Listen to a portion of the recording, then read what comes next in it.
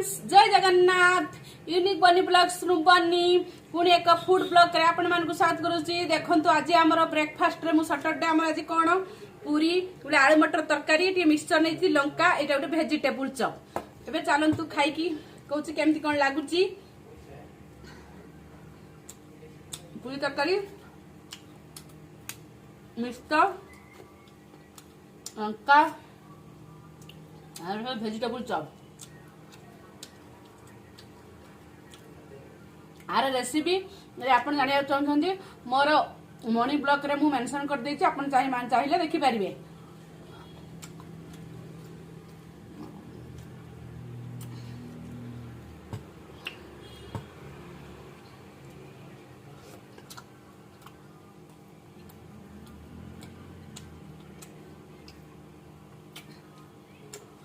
आपण मानकु जदि मो ब्लॉग भल लागथुवा प्लीज आपण माने मोर यूट्यूब चैनल को सब्सक्राइब करिवे, ओते लाइक करिवे, आउ कमेंट करिवे।